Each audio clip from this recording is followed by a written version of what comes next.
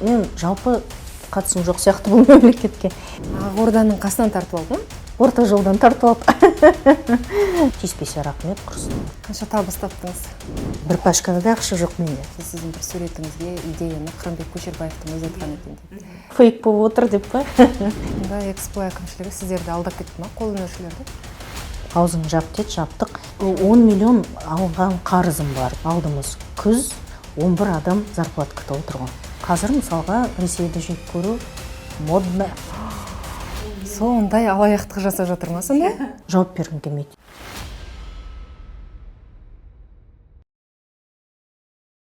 Қош келдіңіз. Рахмет. Аңсаған Мұстафа қазақ иллюстраторының бірі.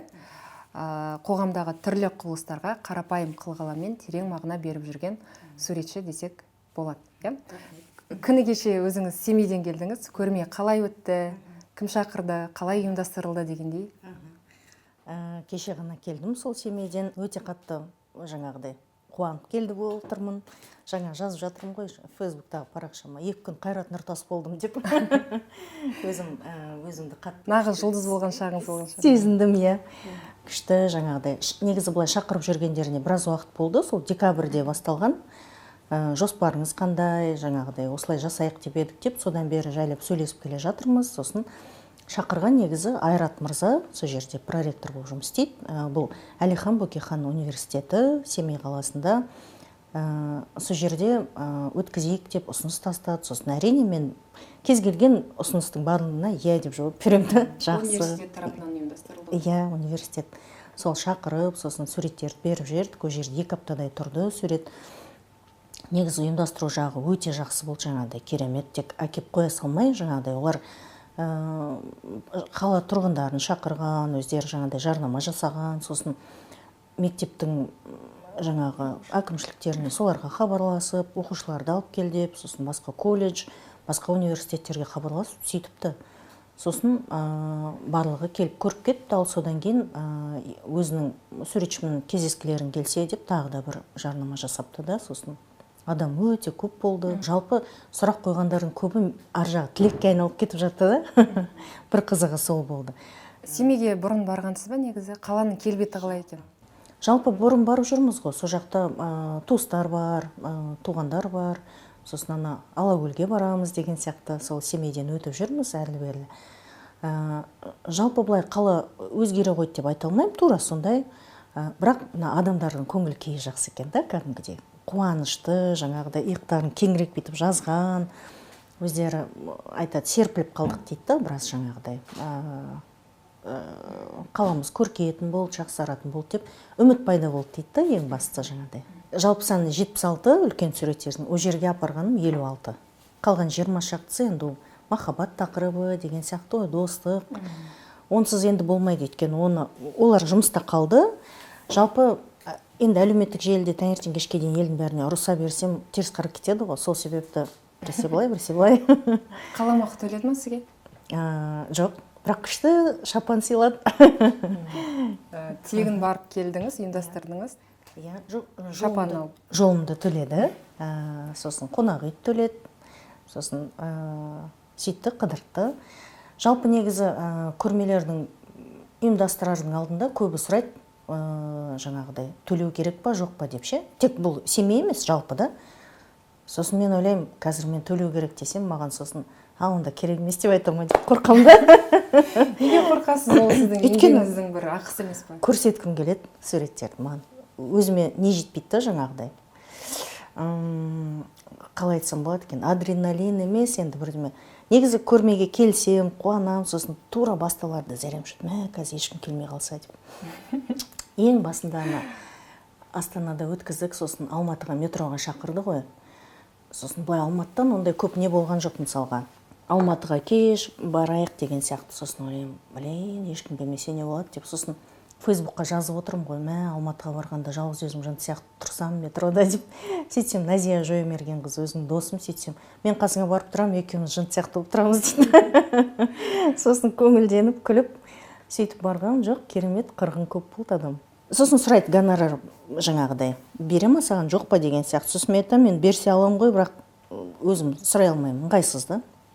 жаңағыдай отказ алып қалған ба деп қорқамын, сосын барып жатыр. Бір жағынан сіз сонда егер гонорар қаламақы көп жағдайда сұрамасаңыз, сонда сіз картиналарыңызды сататын шығарсыз. Қалай сіз табыс табасыз? Табыс ол футболкалардан ғой. Жеке кәсібіңізден? Иә, ол әлеуметтік тақырыптағы суреттер ол бір жөн. Оны негізі салғанда, жасағанда, одан пайда табам бірдеме деген ой болған жоқ. Ол әлі де солай келе жатыр мысалға ше. Көрмеге барам, келем, жаңағыдай көрсеткім келеді. Сізді сонда сурет өнеріне тегін қызмет етіп жүр десек бола ма? Жоқ, ана футболкалардан тауып жатырмын ғой. Футболкалар ұлттық нақыштағы жаңағыдай қазақша ою-өрнек, жазумен неше түрін істеп жатырмыз. Ол сайт бар, Анса.kz. Ол жерде 1200-ден астам сурет бар қазіргі. Олар түрлі түсті, әдемі, неше түрлі. Жалпы сіздің сурет өнеріне келуіңіздің де өзінің бір ерекше тарихы бар екен. Оқып бір күліп алдым. Білуімше сіз көркем сурет мектебін бітірдіңіз. Осы сурет өнеріне қалай келдіңіз? Жаңағыны айтайын ба деп. 3-ші сыныпта оқып жүрмін. Жаңа көктем келіп қалды. Міне қазіргі кез сияқты көктем, алдымызда жаздық каникулдар күтіп тұр. Сосын жаңағы папам айтады да бір күні, давай сенің шашыңды алып тастайық, тақырлатып. Сосын шашың күшті, қайратты, қап-қара болып өседі, қалың болады деп. Сосын мен айтамын, жоқ, ыңғайсызданамын да, жаңағыдай мен типа қыз болып қалдым ғой деген сияқты, ұят болады деп өзімше. Сөйтсем айтады да, мен саған онда велосипед алып беремін дейді, Кама деген дейді. Өзім сұрап жүргенмін ғой. Сосын о деп жаңағыдай келісіп, сосын жаз болды, каникулға шықтық, шашты алдық. Сосын мектепке шақырып қалды. 2 аптадан кейін мектептің қасына келу керек, сыртын жинау керек, ағаштарын сыртын краскілеу керек деген сияқты. Ол кезде болатын сондай ше. Бетіп жаңағы классқа кіріп келіп тұрмын ғой. Бір жаңағы қадам аттаған кезде жаңағы бүкіл класстастарым бетіп қарады да, жаңағы саусақтарын шошайтып, күліп, деп. Ана жерде әрі қарай өте алмай қалдым да, жаңағыдай теріс қарап, қашып, жылап, үйге келіп, сосын ренжідім, сосын неге үйттіңдер енді мен. Суреттеріңіз бар ма сол? Бармайым. Бәрін жырып тастағам ғой, жоқ қой. 3 пен 5-6-ның арасында бір сурет жоқ қалмаған. Ертең енді 1 сентябрь десе, жоқ, мен бармайым деймін да, сосын қалай бармайсың, анау-мынау, не істейміз деп, жаңағы үйдің жанынан басқа мектеп іздеп, басқа баратын мектеп, сол тек жаңағы көркем сурет мектеп екен. Бірақ уже барлық балаларды толық алып қойған. Енді сентябрьдің 2-сінің әңгімесі ғой бұл. Сосын барып, жаңағыдай директорлармен танысып, үйтіп, сол мектепке түсіріп тұр ғой мен, сол қазақша болғаннан кейін, жаңағы тек мен сурет салғысы келеді, анау-мынау деген әңгіме болған жоқ. Сөйтіп өнерлі балалардың арасына барып топ ете түстім. Сурет салудың барлығын сол жерде үйретті. Мұғалімдер өте мықты, жақсы, сондай күшті. Ағымсалы Дүйсенхановты айтам, ең бірінші. Өзімнің ұстазым. Тікелей сол кісіден? Иә, сабақ берді. Композициядан сабақ берді, графикадан сабақ берді. Өте жақсы сабақ берді да, жаңағыдай. Азғантай енді аптасына мысалға бір-ақ рет кездесеміз деген сияқты. Бірақ сол 1 сағаттың өзінде ол былай істейтін. Мысалға мынандай жерде отырады, жаңағы кабинетіне барасың, қасына отырасың, сосын бәрімізді былай жинап алып, бірақ сөйлемейді да, мысалға мен қасына отырғызып қойдым ма, сосын менің алып келген суреттерімді талқылап, өзіме жеке жаңағыдай тапсырма беріп, айтатын айтып, үйретіп, сосын жақсы рахмет деп шығып кетесің, содан кейін келесі кіретін. Өзінің методикасы солай болатын. Басқа мұғалімдер мысалы классқа кіріп келіп айтады шығып кетеді ғой. А бұл сөйтетін әрқайсымызға жаңағыдай бөлек-бөлек сөйтіп уақыт бөліп үйретті негізі. Баспасөзге берген бір сұхбатыңызда айтасыз, маған өнер сыншыларының пікірінен гөрі жастардың пікірі маңызды дейсіз. Жалпы осындай ойда айтуға не түрткі болды? Өйткені өйткені суреттерім сондай күшті деп есептемеймін өзім негізі. Өйткені сурет салуды әлі үйреніп жүрмін. Күнде бірдеме үйренем, ютубтан қараймын, басқа шетелдік әріптестерімнің жұмыстарын қараймын, солардың идеялары қызық. Бірақ сіз енді өнер академиясын бітірдіңіз, көркем сурет мектебін бітірдіңіз. Сонда сіздің суреттеріңіз әуесқой суретші сияқты әсер қалдыра ма өзіңізге?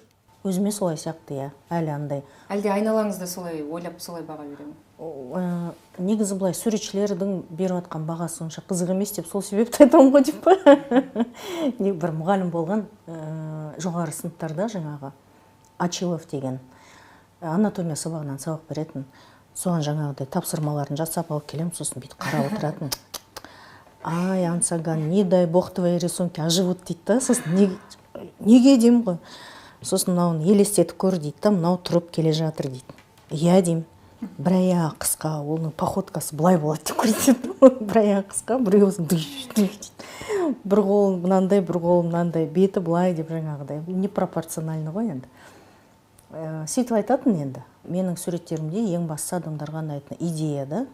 Және де барлық адам суретші емес қой. Мысалға, кез келген суретші емес адамнан жақсырақ салам ғой. Сол себепті оларға ұнайтын сияқты енді. Суреттеріңіздегі сюжеттерге қарасам, телефонға қатысты, тәуелділік тақырыбына қатысты көп тақырыптарды қозғаған екенсіз. Жалпы сюжеттерді қайдан аласыз? Не толғандырады? Қалай салып шығасыз? Сюжеттің барлығы осы өзіміздің өмірімізден алынып жатыр. Өзімнің балаларым, жұмыстағы қыздар, жаңағы осы интернеттағы достар, сосын сайттардағы мақалалар, радиодағы жаңалықтар деген сияқты содан алынып жатыр ғой енді. Суреттерімді көрсеңіздер, ешқандай фантастикалық ештеме жоқ. Суреттерде тек жаңағы асыра сілтеу деген бар енді. Ол жаңағы адамға ой салу үшін, ойландыру үшін, жаңағыны кішкене қаттырақ көрсету үшін жасалған. Мысалға бір осы жазда салған сурет бар ғой. Жаңағыдай екі қабат әйелдің ішінде кішкентай бала жатыр да, әлі дүниеге келмеген, бірақ оның уже көзінде көзілдірік және қолында телефон бар да, мысалға. Әлі дүниеге келген жоқ, бірақ осылай деген сияқты. Сол аналар ойлансын деген сөз ғой жаңағыдай. Сондай суреттер бар. Енді жалпы өзіңіз бармаған жерге қазір қарап отырсақ, картиналарыңыз бірінші рет жатқан сияқты. Италия, Нью-Йорк деген секілді. Көбіне осы көрмелерге сіздің қай суреттеріңізді сұратып жатады? Қай суреттеріңіз көбіне, қандай тақырыптағы суреттер сұранысқа ие? Жалпы негізі бұл суреттерді салған кезде, енді біраз жыл болды ғой уже.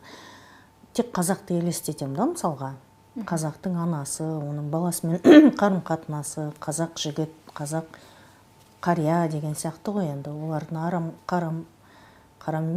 қарым-қатынасы, сөйтіп салынып жүрген нәрселер жаңағы басқа шетелдерге де, шетелдік азаматтарға да әсер етіп жүргеніне өзім қатты таңғалдым да, жаңағыдай олар комментарий қалдырған. Олар өздері шақырады, олармен негізі мына карантин кезінде қатты дос болып кеттік.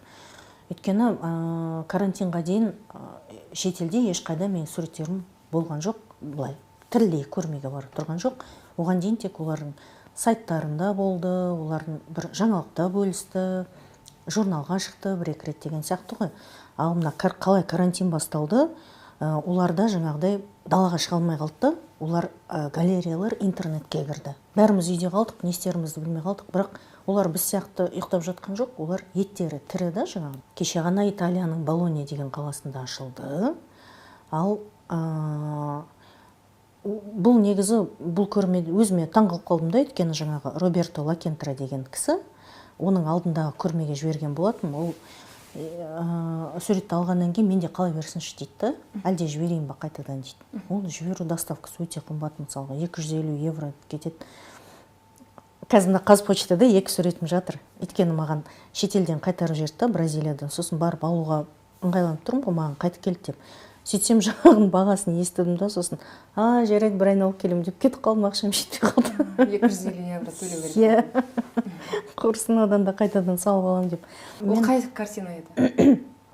Несіне қызықты олар сіздің картинаңыздың? Қандай тақырыптағы? Жаңағы біз деген сурет телефонның ішінде жаңағы торда қамалып тұрған, былай 2 қол тұр.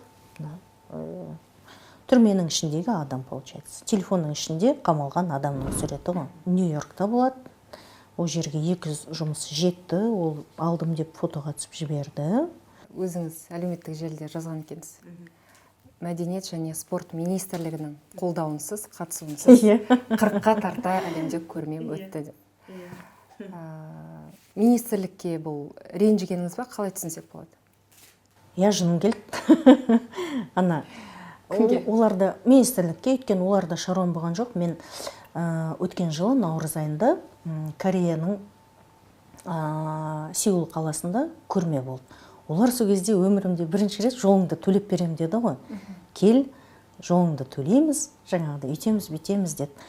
Сосын мен барғым кеп жаңағыға бүкіл документтерімді жібердім, олай жіберді, сөйтсем Pfizer керек болды. Pfizerсіз жаңағыдай ар жаққа қарай шекаратын аса алмайсың. Министрлікке хат жаздым, звондадым, сосын өзіміздің министрлікке ойладым ғой жаңағыдай. Қол қойып берсе, поликлиникада бар, тек кемпір шал немесе екі қабат болсаң салып береміз дейді. Это мен кемпір емеспін, мен шал емеспін, екі қабат емеспін. Pfizer жетпей жатқан кез ғой. Иә, жетпей жатқан кез ғой, наурыз. Сосын біреу айтты жаңағыдай, егер министрліктен хат алып келсең, онда біз саған салып бере саламыз. Бар ғой, толып жатыр дейді. Жаңағы ақша берем дедім, ешкім көнбейді. Сосын таныстарыңыз жоқ па сонда? Қызметтегі бір қол ұшын созатын? Жоқ, болған жоқ. Сосын жаңағы министрлікке звондап жатырмын ғой. Жаңағы адам асылып өлген телефон ғой, бір адам алмайды ғой. Мынандай министрлік, денсаулық сақтау министрлігі бар ғой, денсаулық. Сонда сайтына кірсең, мынанша телефон бар ғой, мына бір 20 нөмір бар ғой. Біреуіне аламыз, андаймын, екіншісіне, үшіншісіне, бесіншісіне деген сияқты. Сосын бір мезгілде біреу алып қалса, қуанып кетем, жаңағы тез жаңағы айтып үлгеріп жатырмын ғой, есту керек, маған Pfizer керек деп. Онда мына нөмірге звонда дейді. Сонымен былай, сосын оны бүкіл жаңағы звондағанның скриншотын салып тағы Facebookқа шығардым мысалға. Көмектесіңдерші маған не керек деп. Не ана министрлік, не мына министрлік ешқайсысы жаңағы Pfizer тауып берген жоқ, сонымен ренжіп жыным келді. Бара алмай қалдыңыз? Бара алмай қалдым. Тек сол бір Pfizer үшін. Сосын бірлер айтады, барып Бішкекке барсаң, айтады. Көп солай салдырып жатыр. Сөйтіп салдырып жатыр жаңағы. Өзіміздің жастар шетелге оқуға кететін дейді. Құрсын, қорлық қой ол барып. Өйткені бірінші вакцина деген қалай ауырдым мен, мысалға 3 күн тұра алмай жаттым. Бішкекке барып алып, қирап жатсам деп ойладым да сосын. Кім іздейді? Кім жеткізеді? Сөйтіп жыным кеп, сөйтіп қалды. Басқа сонда бірде бір көрмеңізге бір материалдық шығармашылық? Жоқ, ешқандай қолдаулар мемлекет тарапынан болмады ма? Жоқ, болған жоқ. Тиіспесе рахмет, құрсын. Тек сол Pfizer ғана керек болды маған. Атақ деген сіз үшін не? Жалпы марапаттарыңыз бар ма? Қандай марапат? Грамоталар ма, шетелден келген? Жоқ, біздің мемлекетпен мен жалпы қатысым жоқ сияқты бұл мемлекетке. Шетелден келіп жатыр. Кәдімгідей құттықтайды. Ана жыл сол Кореяда осы жаңа жылдың алдында бір конкурсқа қатыстым. Үлкен конкурс, бүкіл әлемнен жаңағыдай 750 жұмыс қатысты оған. Оған алдыңғы жылы жіберейін деп ойладым да, сосын ойладым, мынанша ақша кетеді. Қойшы, ол жылы 1000 адам қатысқан, сосын ойлаймын, қойшы жаңағыдай, ұқпаймын ғой бәрібір деп. Биыл тағы хат кеп тұр, тура сондай да мысалға, келе ғой қатыса ғой деген сияқты. Сосын осы жолы жібердім, 750 сурет жаңағыға нетті, қатысты. Сосын жаңағыдай жеңімпаздар деп список шықты. Списоктың 28 адам фамилиясы тұрды, мен 25-ші болып тұр екен, қатты қуандым. Сосын өзім жайлылап жердім оғымен 25-ші орын алдым деп. Сөйтсем айтады, ол 25-ші орын емес, жалпы тек фамилияң мыға келгеннен кейін 25-ші болып тұрсың ғой. Жалпы сурет өте жақсы, барлығы 1-ші орын деп сөйтіп. Күшті болды сондай. Сол, оның марапаттары келе жатыр әлі жолда. Сіз осы елде тұрасыз, осы елде қызмет етіп жүрсіз, Қазақстанның атынан көптеген көрмелерге шығып жүрсіз. Сонда бір рет сізге бір мақтау қағазы секілді, білмеймін, бір марапат бермеген көңіліңізге алмайсыз ба? Басында алдым, өткені 2-3 жыл бұрын деген сияқты ғой. Одан кейін керек емес сен пестен қады. Тағы да бір естуімше, осы сіздің бір суретіңізге идеяны Қырымбек Көшербаевтың өзі айтқан. Ол суретті өзімде көрдім, өте бір ұтымды, жақсы салынған. Кейін ол кісі өзі көрді ме? Танысты ма? Көрді деп ойлаймын, өйткені ол Фейсбукта точно бар.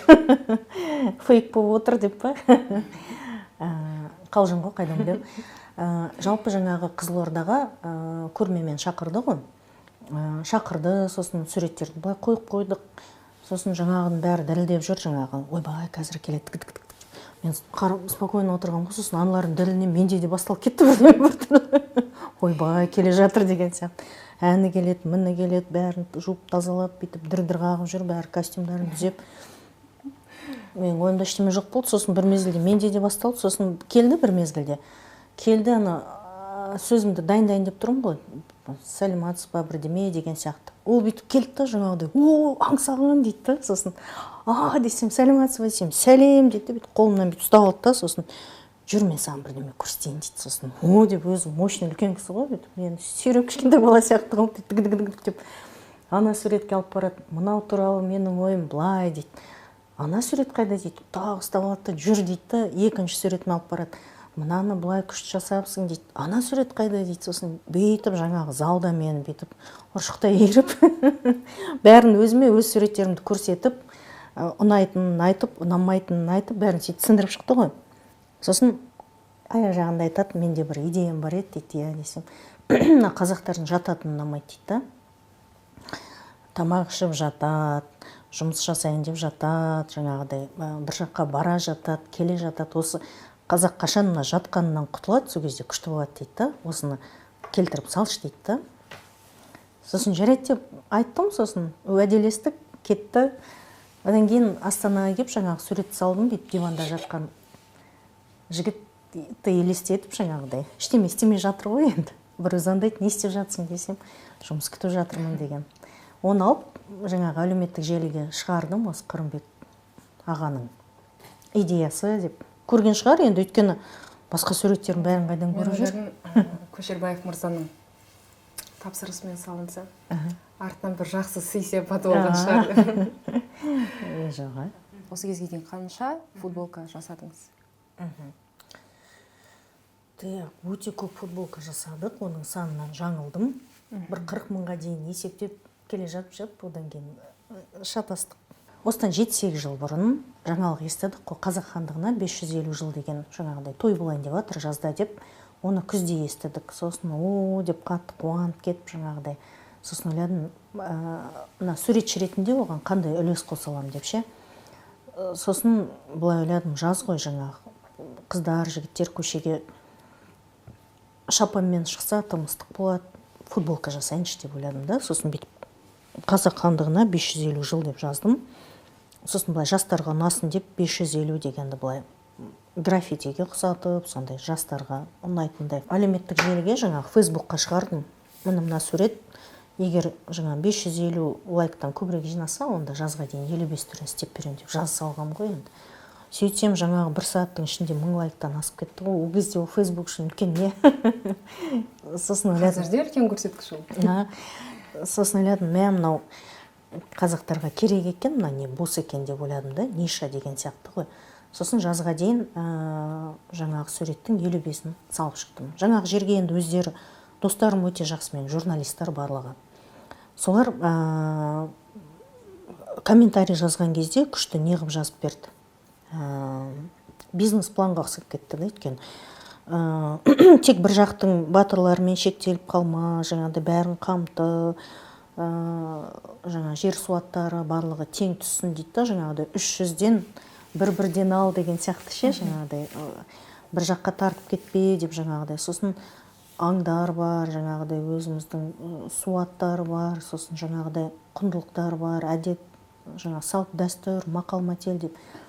Ой, күшті, тек жаңағыны бүйтіп бір қағазға көшіріп, сосын барлығын түгендеп, сол суреттерді сала бастадым. Сонымен жазға дейін 55 түрін жасадым. Сосын өзім парақшама жайлап былай шығара бастадым. Сол кезде Айдос досым неде істеген, Абай сайтында ше. Сарын ба? Сосын айтты, давай мен неме шығарайық сайтқа дейді. Сосын мен айтам, менікі де өзім күшті ғой, жаңағы аудиториям Фейсбукта. Ол айтады, сенде 5000 дос, бізде 20 мың күніне адам кіреді дейді. Сайт ол кезде Айдос істеген кезде күшті істеп тұрған, негізі дүркіреп тұрды кәдімгідей. Сосын жарайды деймін, жаңағы жақсы сапамен оған салып жібердім, олар сайтқа шығарды. Сайтқа шығарды, адамдар оны өздері кімге не керек бәрін шығарып алып отырды.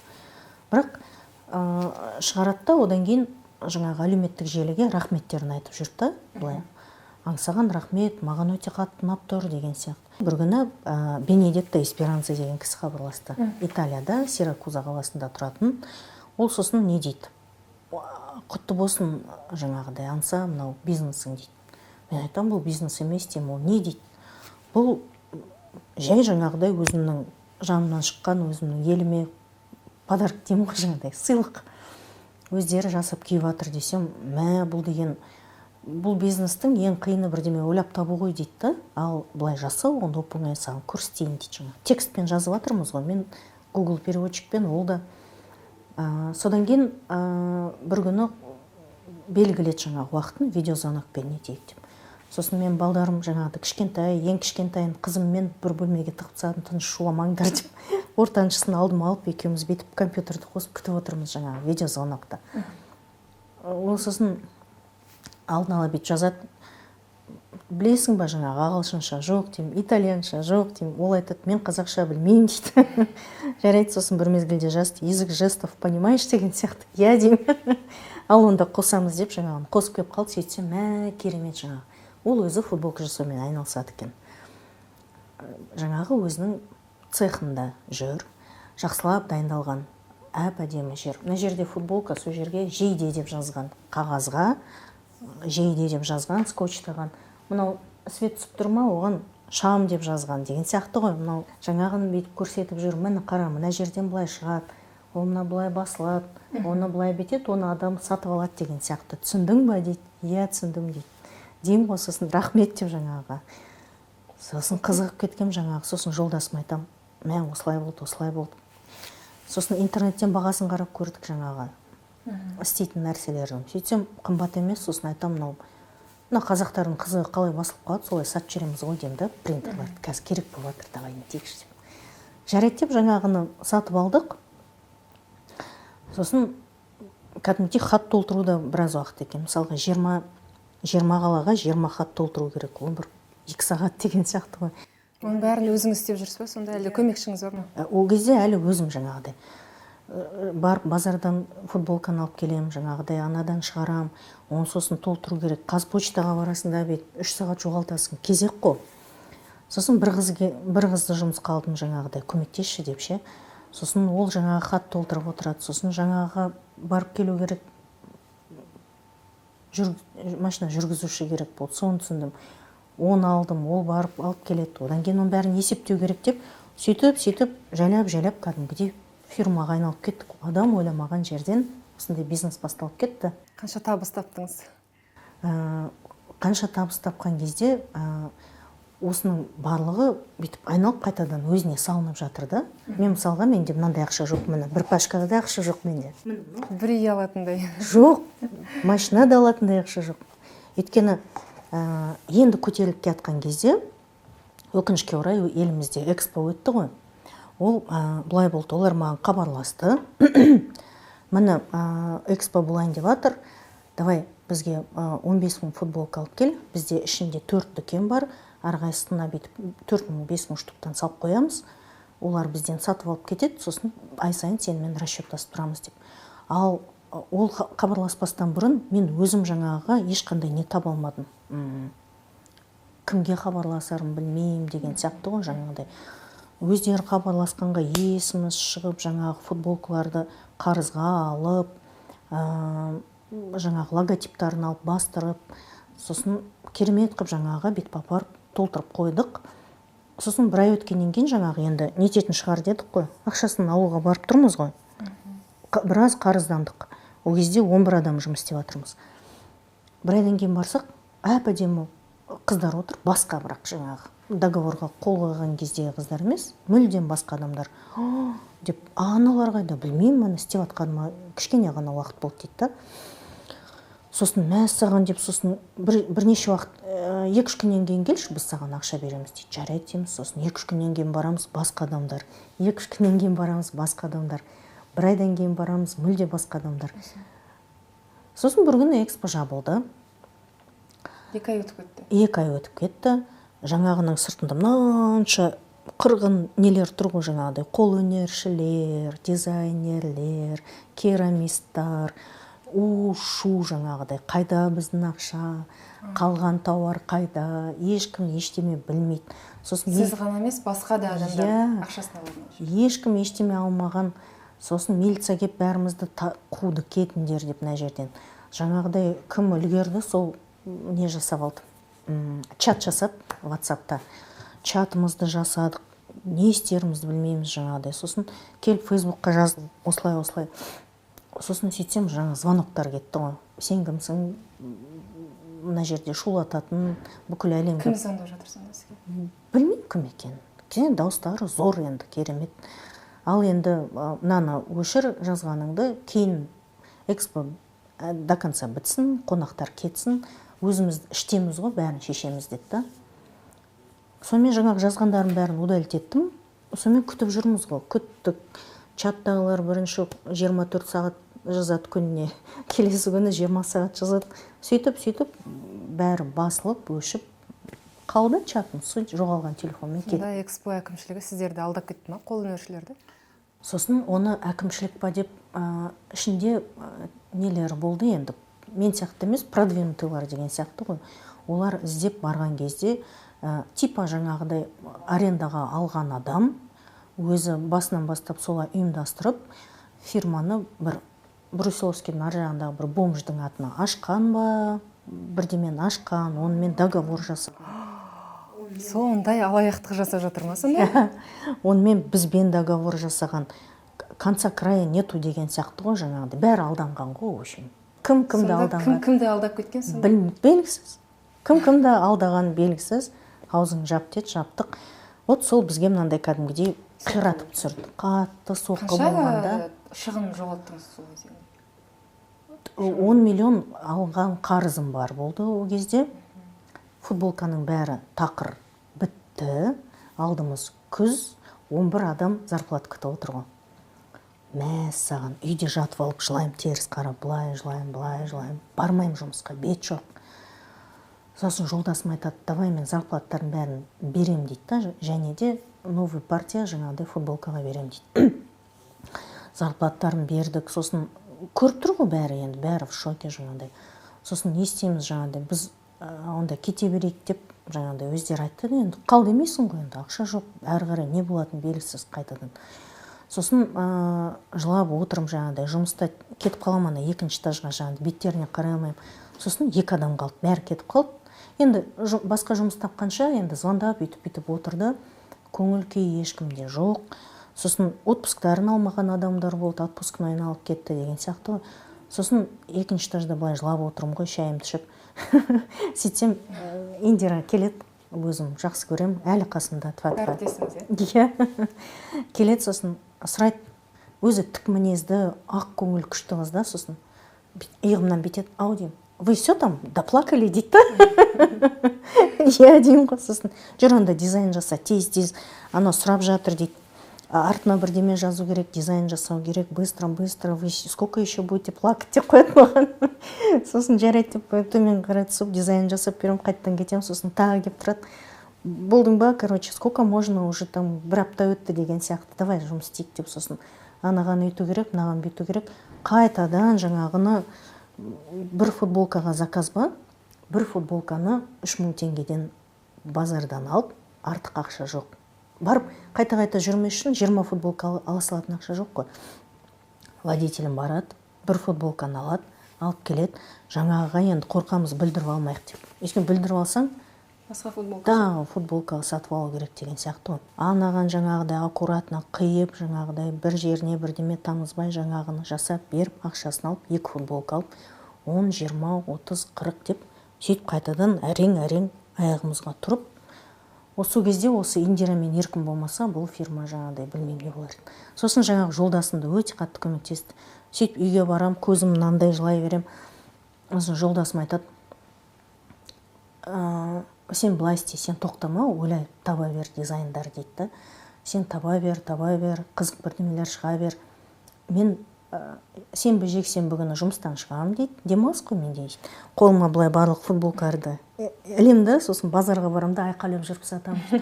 Ұлттық нақыштағы футболка алыңдар, ұлттық нақыштағы футболка алыңдар деп. Сөйтіп сатып алып келем дейді, сосын аха деп күлем. Жүресің ба деймін ғой. Жүрем дейді, өзінандай нән жігіт қой. Ол журналист, өздерінің әріптестерің, сол Казгуды бітірген. Осы шақта «Колесо Астаны» деген газет ашты. Осы негіз Астанаға көшіп келу себебіміз сол болды. Ол өзі автомобильдерді қатты жақсы көреді. Алматыдан ашқысы келді, бірақ ол сол кезде айтты, Алматыда тым жаңағыдай көп конкуренциялы, Астана енді ғана аяғына тұрып жатыр. Сол жаққа барайық, сол жақтан ашайық деп. Осы жаққа келдік, соны ашты, соны жүргізді. Сосын ол газеттердің барлығы жабылды ғой бір кезде. Қазір бәрі сайтқа көшіп кетті. Сол кезде бізде былай сайт жасадық, бірақ жаңағы былай подушка безопасности дейді ғой, анда көп ақша болған жоқ. Сайтқа адам жарнама беру үшін бір 3-4 жыл керек болды. Газет жабылып, екі арада бір сондай қиын кез болды, өйткені сенім жоқ адамның сайтқа, ал газет жоқ деген сияқты ғой. Әркім өзі парақша ашып, сөйтіп жарнамалап, сөйтіп жүрді да. Ал қазір қайтадан адам сенімдер бар, сайттарға жарнама беріп жатыр. Сөйтіп. Сонда сіз Тұрсын Жұртбайдың туған келінісіз бе? Жалпы осы сұрақты адамдар қояды, бірақ мен оған жауап бергім келмейді. Өйткені бірінші өзім адам болып алғым келеді, одан кейін кімнің келіні екенін айтқым келеді. Өйткені мен біреудің атын пайдаланып, өзім адам болғым келмейді да, өзім бірінші болғым келеді, маған әлі кішкене уақыт керек. Осы кезде бір сұрақ енді. Сіздің әкеңіз де анаңыз да зиялы қауым өкілдерінен болды енді. Әкеңіздің атының абыройын бір сізге көмегі тиген, ықпалы тиген сәттер болды ма? Иә, әрине. Әлі де тиіп жатыр, күнде де тиіп жатыр деген сияқты ғой. Әкешім журналист, папам жазушы, папам Құрманғазы Қараманұлы, кітаптары бар, өзінің кітаптары бар, жаңағыдай қазақша жазған, сосын шетелдің классиктарының кітаптарын алып, қазақ балалар жаңағыдай информацияны қазақша алсын, шетелдіктердің ойын қалай болған, соны оқысын деп, орыс тілінің көмегінсіз білсін деп қазақшаға аударып берген. Мамам журналист, Ақбосаға газетін шығарды қанша жыл, 91 жылдан бастап. Әкеңіз кімдермен жиі араласушы еді? Қандай жазушылар үйлеріңізге келіп тұрды жиі? Ең жақын досы жаңағы Рафаэль аға, Ниязбеков. Екеуі өте қатты дос, жаңағыдай мықты әңгімелерін енді естіп, тыңдап өстік қой. Сәндібек деген досы бар, жазушы болды. Барлығының осы әрине өте қызық болды. Басқа өйткені кішкентай кезімде осы жазушыларды, журналистердің барлығын көріп өстім, тек сырттарынан жақсы көріп емес, іштерінен де деген сияқты, кім қандай адам. Сосын олардың барлығының баласымен біз жазушылар одағының парковкасында таныстық деген сияқты ғой. Анау сен кім баласың, анау кім баласы, бір-бірімен таныстырады деген сияқты, машинамен апарып тастаймыз. Ал енді дәулетті отбасында тәрбиеленумен баланың зиялы отбасында тәрбиеленуінің айырмашылығы бар ма? Енді мен басқа отбасыда өсіп көрген жоқпын, білмеймін енді. Кішкентай негізі папам ағылшын тілін өзі неде үйренді ғой. Оқуда оқып жүрген кезде армияға алып кеткен. Армияда 3 жыл радист болып жаңағыдай қабылданып, сөйтіп істеген екен. Өйткені оқып жүрген жерінен алып кеткен. Сол жерде отырып жаңағы ағылшын тілін өзі үйреніп алған ғой. Самоучитель английского языка, тек кітаппен ғана. Сосын мен кішкентай кезімде біз басқаша радио тыңдап өстік. Мысалы, қазақ радиосы әрине екі бастан, бірақ Голос Америки тыңдадық. Қалай деш? Радиоприемник бар, шетелден Клайпедаға барғанда алып келген мощный радиоприемник. Сосын жаңағыдай сым бар ғой, кәдімгідей. Сымды былай алады да, жаңағыдай карандашқа былай бетіп орап, бір-біріне жалғап, кәдімгідей мынандай пружинка сияқты жасайды, ұзын бір-біріне жалғап. Сол жасап отырған есімде. Сөйтіп ұзын, мынандай бәленбай метр ғой, жаңағыдай мынандай бір мешок. Сосын оны алып жаңағы радиоприемниктің бір жеріне байлап, үйге былай шегелермен іліп, ар жағынан крышаға шығып, шатырға жаңағыны бетіп ұстайтын қып істеп алған ғой. Сонда получается мен үйімде ылғай ағылшынша жаңағыдай Голос Америки деген сияқты радиолар сарнап тұратын. Мен мысалға орысша кино көрмей өстім. Папам рұқсат берген жоқ. Мысалға өйткені оған ұнамайтын, қатты ашуланатын. Өйткені мына Ресейдің пропагандасы, СССРдің пропагандасы тек өздерін керемет қылып, ал басқа жанындағы 15 одақты бір-біріне шағыстырып қою ғой, мысалға. Бір-бірімен, мысалы, қазақ қырғызбен бірігіп кетпесін, қырғыз өзбекпен бірігіп кетпесін деп, тек барлығы жаңағын жақсы көріп отыру керек қой. және маған да ұнамайды киноларында мысалға ана орыстар керемет, қазақтар ақымақ, грузиндер алдап кетуге дайын, алаяқ, қырғыз дұрыс сөйлей алмайтын, бірдеме, сақау деген сияқты сөйтіп көрсеткісі келеді да мысалға. Менің намысыма тиеді, және де папам керек емес деді да, жаңағыдай бұндай Ресейдің музыкасы, жаңағыдай несі кинолар керек емес деген сияқты. Енді әрине өмір болғаннан кейін одан былай қатты алшақтап кету мүмкін емес, өйткені мына жерде ортада жүрміз.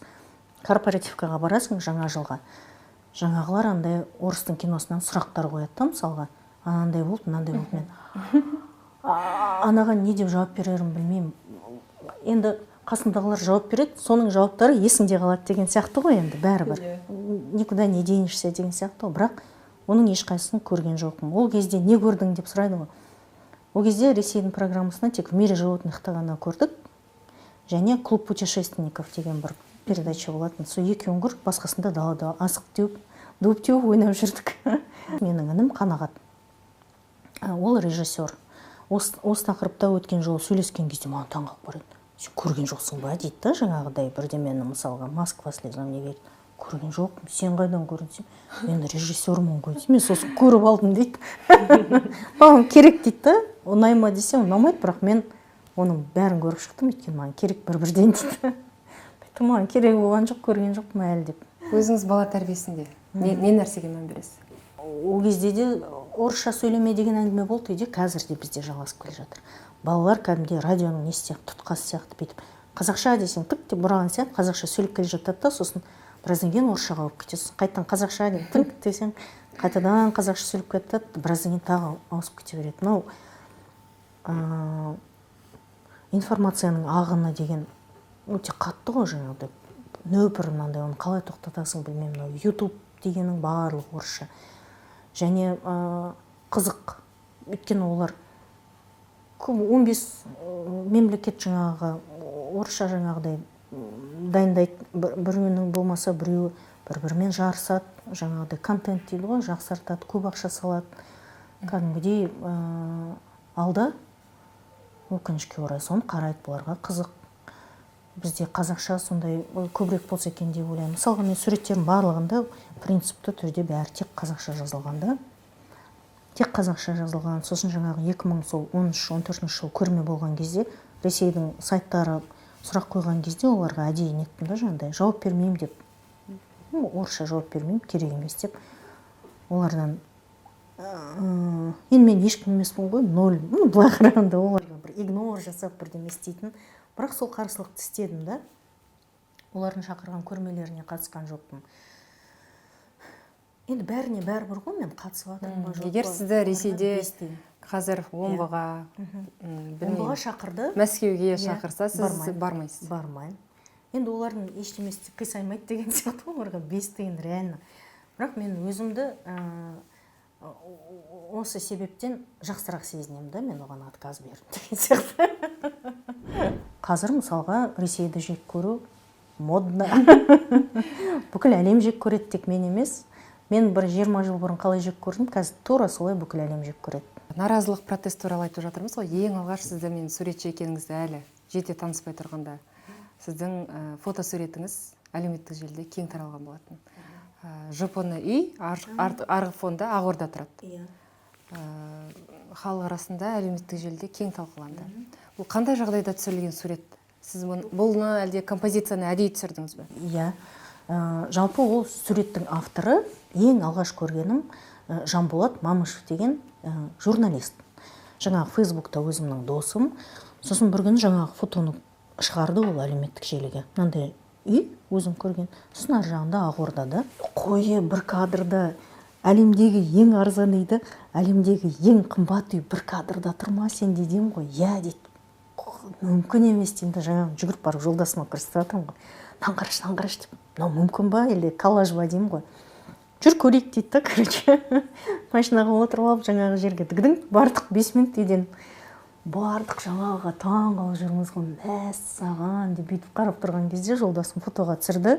Бірақ ол кісінің фотосы емес, сіздің фотоңыз кең танылды. Иә. осыдан кейін қандай да бір ескерту келген жоқ па? Өйткені ол кезде дегенмен цензураның күшті кезі. Иә, ол кезде маған ескерту келген жоқ, бірақ жаңағы үйді бір жарым айдың ішінде сүріп тастады. Және де жаңалықтардан естідім, Ақорданың фонында фотоға түсуге болмайды деген заң шығарды ғой.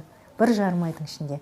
Астанада көрме болды ғой, 2014. Иә, сөйле сурет. Ең бірінші көрмені аштық.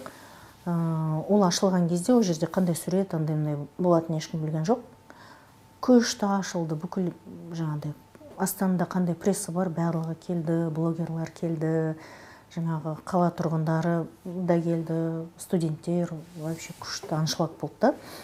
Сосын ол жерде 2 апта тұрды, 2 аптадан кейін Алматыға метроға шақырды ғой. Ал метроға кетіп баратқанда жаңағы суреттерді жолдан тоқтатып, Ақордадағылар 3 суретін тартып алып кетті сол жерден. Сосын мен ойымда ештеңе жоқ, Алматыға бардым, Ақорданың қасынан тартып алды ма?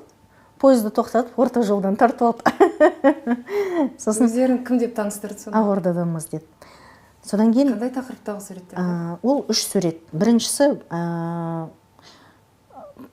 қарттар үйінде қазақ көбейді деген сурет. Ол жерде мынандай, мына жерде кішкентай 2 бала, мама менікі, мама сенікі деп тартып тұр. Екінші бөлігінде ортасында мамасы тұр, мама сенікі деп екеуі жақтан тастап кетіп жатыр. Ол жерде былай істедім, 2013 салынған жылы, мына жағында 2050 деп тұрды. Бір сурет, соны тартып алған. Екіншісі дипломмен ауылға деген сурет.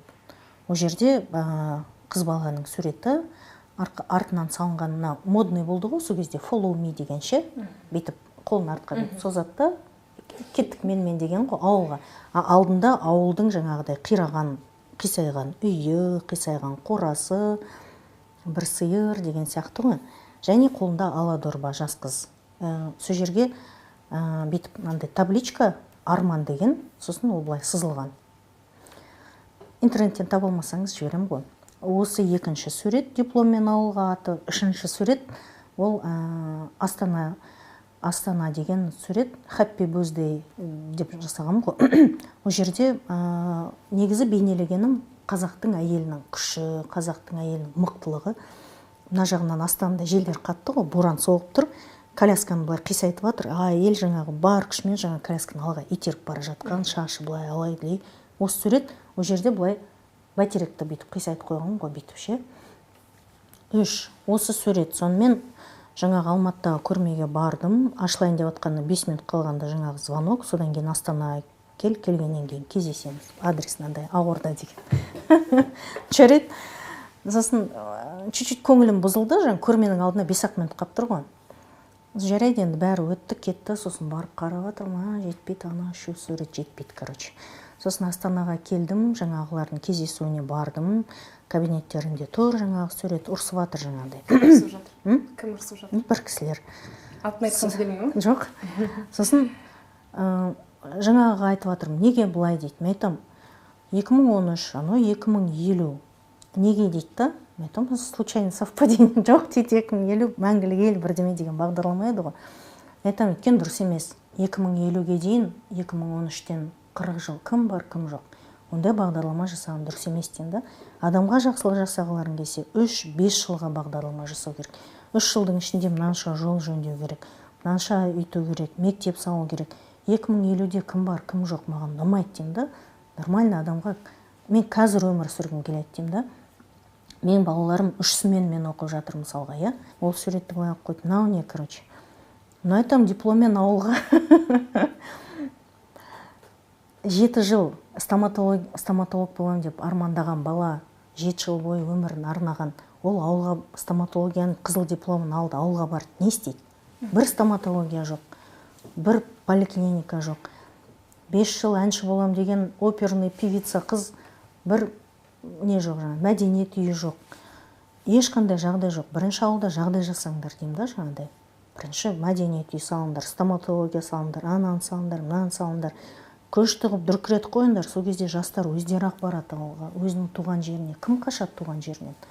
Бәйтерегімізді, біздің символымызды алып қисайтқансың. Мен бәйтеректе шаруам жоқ, ол екінші планда тұр. Мынау қазақтың әйелінің қайсарлығы, мықтылығы деймін ғой жаңағыдай, күші.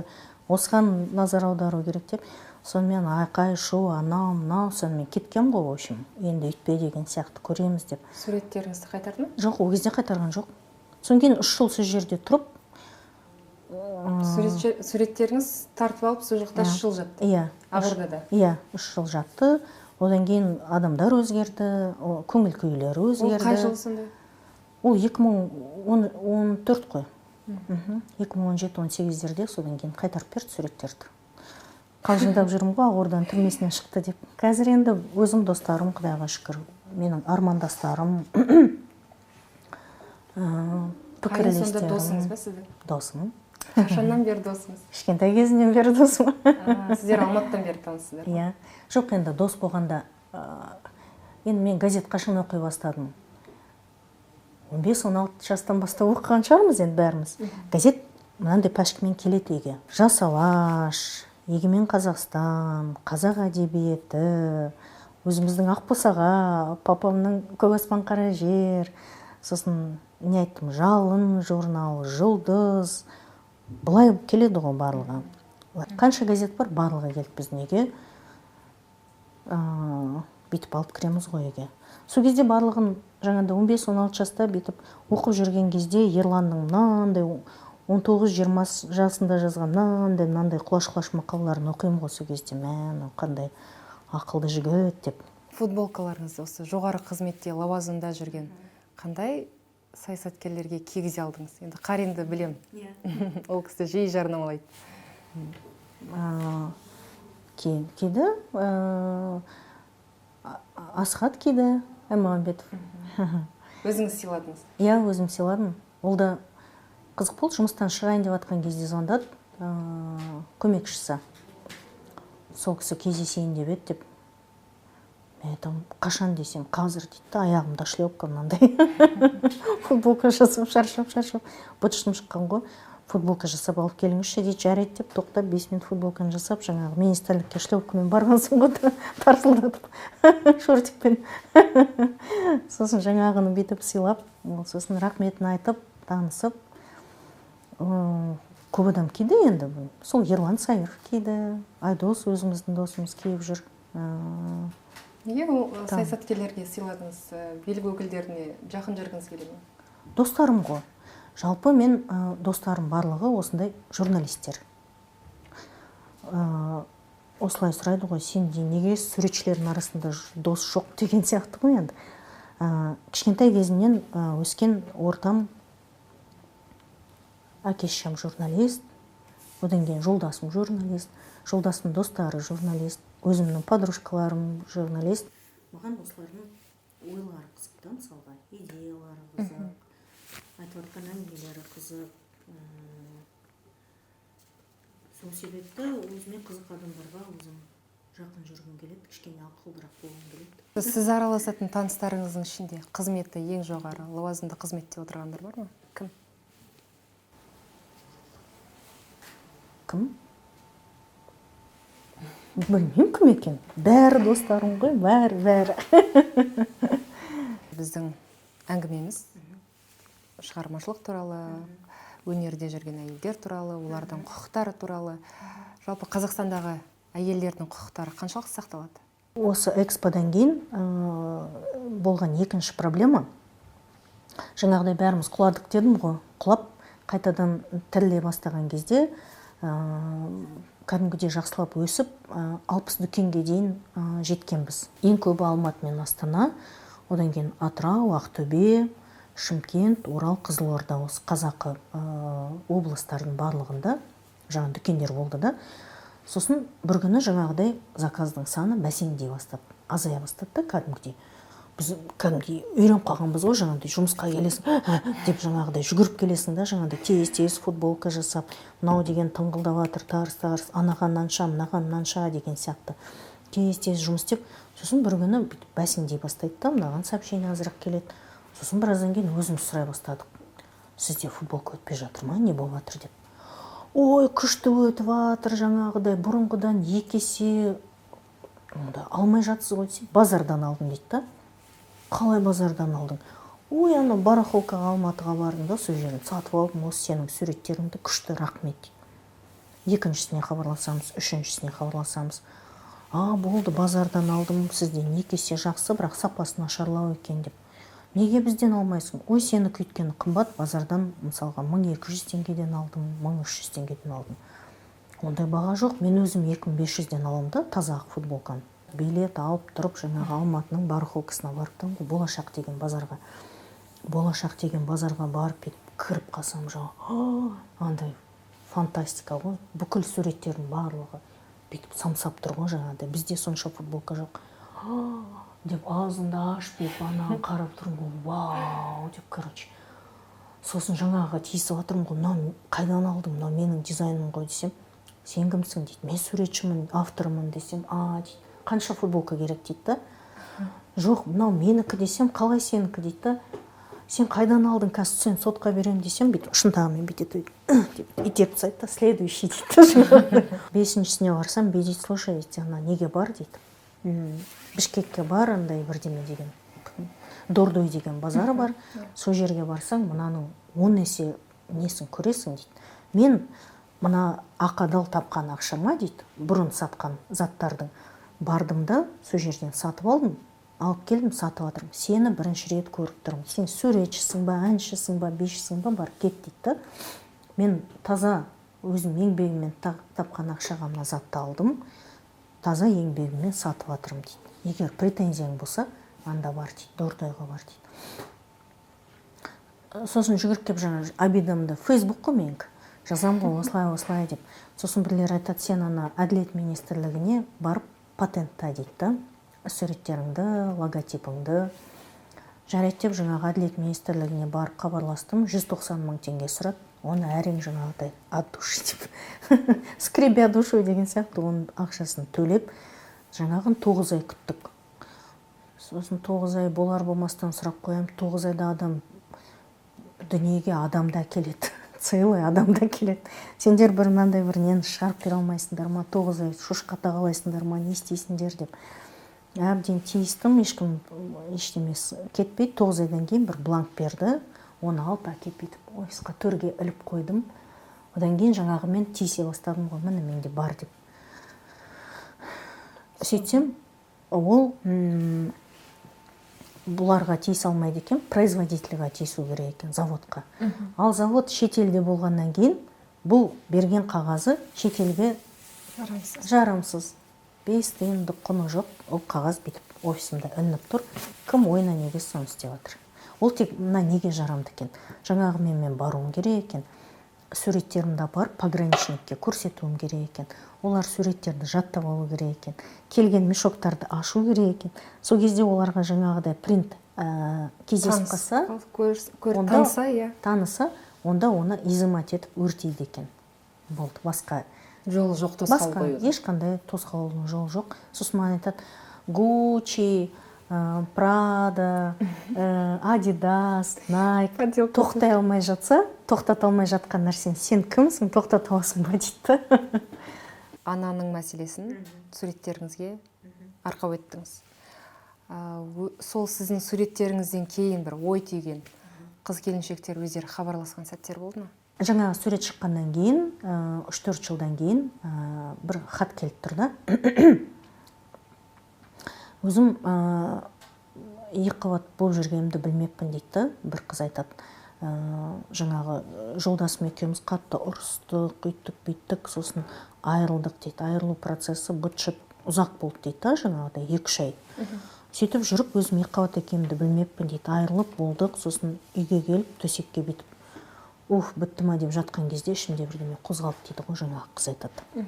Сол кезде шок болып түсіндім екіқабат екенімді дейді, жаңағыдай до того стресспен бүйтіп қатып жүргенмін ғой дейді, жаңағыдай айырылу керек, ұрысып, керісіп. Содан кейін жаңағыдай екіқабат екенімді білген кезде, мәссаған, енді бұны қалай туам?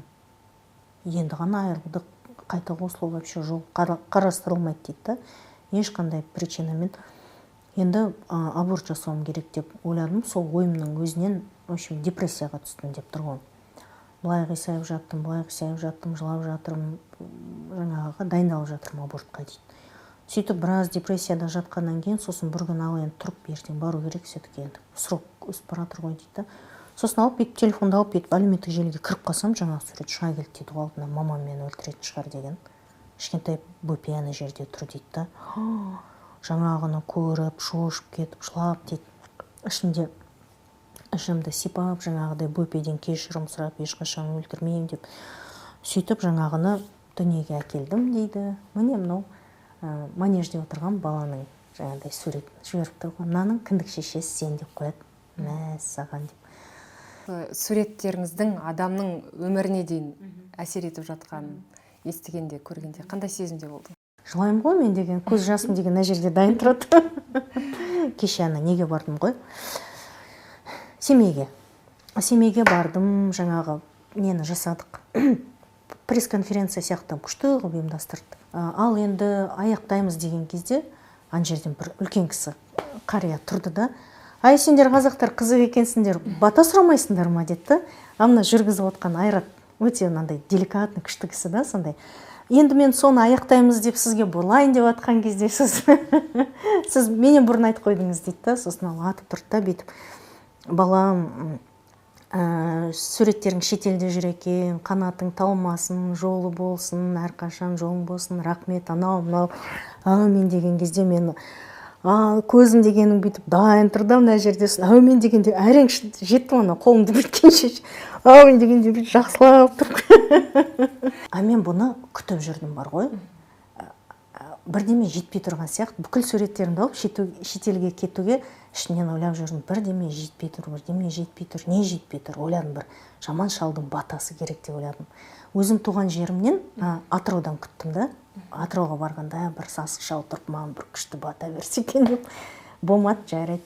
Оралға шақырғанда Оралға бардым, бір аузында бір тіс жоқ, бір жаман шал бір бата берсе екен деп ойладым. Ол болмады. Сосын жарайды деп жүрген кезде Семейден ойламаған жерден өзі аттырды.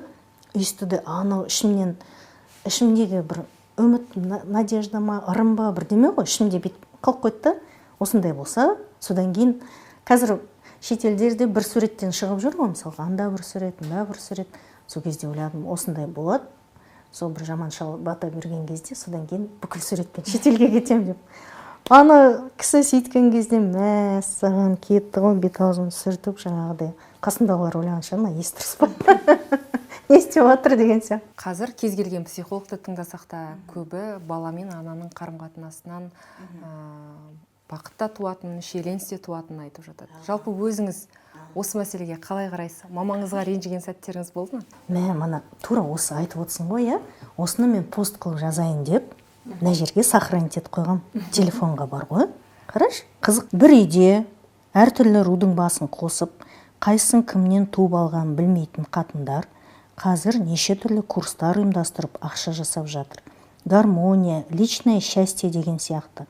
Оттамасын, бақытты болғыларың келсе, әжелерің мен мамаларыңмен ақылдасыңдар қыздар. Солардан артық ешкім жоқ деп. Қараш, қысқа нұсқа жазасыз. Иә. Мен бұны ойлаған себебім шыным келеді да, мысалға. Енді мен жасым 43-те ғой. Мен студент болғанда жаңа бір әркіммен жүріп, удаймас болып жатып, сондай болған әйелдер уақыт өте келе қазір кішкентай қыздардың бастарын қатырып отыр да, мысалға, ақша жасайды кәдімгідей. Ананша 1000 теңге, мынанша 1000 теңге. Кел, мен саған қалай бақытты болуды үйретемін дейді да. Шыным келеді да жаңағыға. Комментарий жасасам блоктап тастайды, комментарий жасасам блоктап тастайды. Қазақтың қыздарын қорғап қалғым келеді да, керек емес. Бақытты болғың келе ма? Әжеңнен сұра. Одан артық жаңағыдай ақылды саған ешкім айтпайды. Одан артық сені ешкім жақсы көрмейді. Одан өмірді жақсы көрген ешкім жоқ. Мамаңнан сұра. Мамаңнан артық саған күшті бол деп ешкім айтпайды. Кішкентай кезімнен туғаннан бастап маманың қасындамын. 11 жасында Ақбосаға деген газет шығарды мама. Сол редакцияда өстім десем болады. Сабақтан кейін барам. Негізі мама қатты жауысқаған себебім, олар журналист, папа, мама. Сосын бір күні жаңағы 10-11 жасында болған кезде келді да, олар бірдеме не айтты екен деп диктофон іздеді ма, в общем, үйдің бәрін қопарып тастаған біреулер. КНБ ма, бірдеме ма, білмеймін, в общем, бәрін бүйтіп қопарған, ештеме ұрламаған, мынандай алтын сақина, ештеме бәрі орында тұр. диктофон жоқ, кассеталар жоқ, жаңағы бірлерімен жазылған интервьюлар, солар жоқ. И жаңағыдан кейін үйге кіруге қорқып қалдық та, сабақ бітеді, үйге бармайсың, сразу редакцияға барасың, сол жерде кешке бірге әке шешеммен қайтамыз деген сияқты ғой. Сөйтіп редакцияда өстім.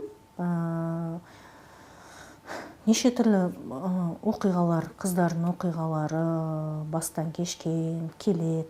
Ол кезде андай психолог деген сияқты нелер жоқ қой, мамандар жоқ. Барлығы осы келеді да, редакцияға мен мамама мұңдарын шағады деген сияқты ғой. Историядан ғой қазір. Әркім өзінің оқиғаларын айтады, болған басынан кешкен, жылаған деген сияқты. Не үшін жылайды сонда қыз келіншектердің көбі? Көбі сол алданып қалады, екіқабат болып. Көбі сезімге беріліп кетеді, алам деп айтады. Кім кінәлі оған сонда?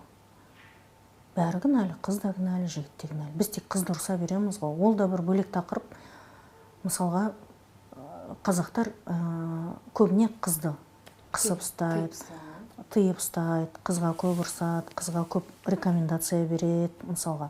Ал ұлдар бөлек мемлекет сияқты, ойна неге соны істей беру керек, ал қыздар тек бүйтіп отыру керек сияқты да. Мен ойлаймын, қызды да, ұлды да бірдей тәрбиелеген уақытта бізде мынандай жетімханада бала көп болмас еді деп ойлаймын. Егер жігіт өзін өзі ұстаса, жаңағыдай қызға тиіспесе, алдамаса, жетімханада қарагөз қазақтарымыз жаңағыдай аз болушы еді деп ойлаймын. Әйел құқығына қатысты тағы бір-екі сауалым бар. Енді харассмент деген ұғымға өзіңіз қалай қарайсыз, және мұны ақтауға бола ма? Жалпы ерлер қауымы осы харассмент деген тақырыпты жеңіл-желпі әзілге балап, кішкене әзіл қалжыңға айналдырып жүреді. Бұл қаншалықты маңызды мәселе? Әсіресе мына үлкен ұжымдарда, үлкен компаниялардағы қыздардың құқығы десек болады. Байқау керек, қыздарға көмектесу керек. Ондайды болғызбау керек. Әрине, мен қыздарды жақсы көремін. Тек қана кез келген проблема болса, мен бірінші қызды ақтап алғым келеді. Өйткені біздің қыздар күштірек, ақылдырақ. Және де қазір мына мектепке оқушылармен кездесуге шақырады ғой, студенттермен, қыздармен, жігіттермен деген сияқты. Сол кезде қыздарға айтам, қыздар, сендер күштісіңдер. Бізде мысалға біздің елде мынандай менталитетте қыздарды кішкентай кезінен былай басып тастау көп та, мысалға. Кез келген ситуацияда жаңағыдай, ой, ана ұлдың бірінші өтісінен басталады ғой жаңағыдай. Бірінші жігіттің жолы үлкен, бөгет жасама, қыздың жолы жіңішке, ол айтсын, оныкі дұрыс, сенікі дұрыс емес, ой, сен қоя тұр, тыныш отыра тұр деген сияқты. Вот осы себептен біздің ел артта қалып бара жатқан сияқты да. Біз қыздарды көтеруіміз керек, өйткені қыздар ақылдырақ. Жалпы қыздарды шектеу деген нәрсе ол қашаннан бері өзі кең бір үрдіс алып кетті? Өмір бойы, баяғыдан бері. Мен кішкентай кезімнен бастап жігіттікі дұрыс деген әңгіме қалай бар, әлі солай келе жатыр. Қазір солай айтатын кемпірлер бар, қазір білмеймін неге өйтетін. Кемпір өмір бойы кемпір болған жоқ, енді болып жатыр ғой. Мысалға ше, ол жас кезінде бір қиындықтар көрсе, керісінше қыздарға көмектесу керек еді деп ойлаймын да, неге ол басқаша болып кетті деп. Мысалға қыздарға айтам қазір. Қараңдаршы, мына мысалға сынып 10-шы сыныпта оқып отыр. Неше отличник бар қыздардан? Мысалға 5-еу дейді. Ұлдардан нешеу? 1-еу дейді. Ал енді 20 жыл өтті. Жаңағы бір жерде қанша бастық ұл, қанша ұл қыз. Тура керісінше болып қалады. 20 кластастың 5 ұлы бастық болады, бір қыз бастық болады. Неге? Өйткені қыздарда жаңағыдай басылып қалған не бар андай. Ұяңдық керек емес ол жаңағыдай. Бір ситуация болса, жаңа ұл балалар аузына неге соны айтады, қалай осылай сөйлейді, мысалға, идеяларын айтып үлгереді, мысалға. Сосын бастықтар қарайды, анау идея айтып жатыр, солай істейік деп, мысалға, ол солай істейді, ал ол қате болып қалса, еркектер бір-бірінен көреді. Мен былай айттым, анау солай істемегеннен кейін, ана бүйтпегеннен кейін бұл қате болып қалды. Егер анау дұрыс жұмыс істесе, мынау бүйтсе, онда бәрі күшті болушы еді дейді. Сөйтіп жаңағыдай көп сөйлеп шошаңдағаннан кейін олар бастық болып өседі. Ал қыз оның барлығын біліп отыр, бірақ кішкентай кезінен жаңағы мүжіліп қалғанда жаңағыдай, мынау қате болып қалса ше, олай болмай қалса ше, онда ұят болады, онда бәленбай миллион далаға кетеді, онда жұмыссыз қалам деген сияқты қорқыныш басында Мен айтам қыздарға, ештеме етпейді, қателестің ба, келесі жолы қателеспейсің. На ошибках учится деген орыстардың сөзі бар ғой. Бір рет қателестің, екі рет қателестің, үшінші жолы бұны қате жасамайсың деген сияқты ғой. Қателесе беріңдер, өсесіңдер, бастық болуға қорықпаңдар, шешім қабылдауға қорықпаңдар деп айтам да. Және де егер қыздар бүйтіп қолдарына алса, біздің мемлекет елді әркім өзінің отырған жерінде жақсылап, қорықпай, батылырақ болып нетсе, онда біздің ел, иә, біздің ел онда алдыңғы, қазір арттан 200 елден 3-4 орын болып тұрмыз ғой, онда алдан 3-4 орын болушы еді деп ойлаймын да. Қыздарымыз ақылды еткені, өте ақылды, бірақ мына неден құтылу керек, ұяңдық керек емес. Енді бүйтіп көкбет болып кет деп тұрған жоқпын. Бәрі енді не ғой жаңағыдай, рет-ретімен, мөлшерімен, бірақ біліп тұрған жерден қалыс қалмау керек. Соңғы сұрақ, енді үкімет деп жазылатын посттарыңызды алда көреміз ба? Көруіміз мүмкін ба? Иә, мен бұрын жиі оқитынмын. Енді қайтадан дүбаралар қайтып келіп, бәрін құрта бастаса, көреміз. Әрине. Қазір көп нәрсе қазақыланып келе жатыр. Аттар, жер су аттары, жалпы мына қазақтарға деген көзқарастар жаңағыдай дұрысталып келе жатыр. Мүмкін менің достарым сол жерге барып, менің көзімді шел баса бастаған шығар, білмеймін. Бірақ маған жақсарып келе жатқан сияқты. Бір леп бар жақсы. Жақсы. Әңгімеңізге рахмет. Рахмет. Сұхбаттасқанымызға өте қуаныштымыз. Рахмет. Шығармашылық табыстар тілейміз. Көп рахмет. Шаршадың ба?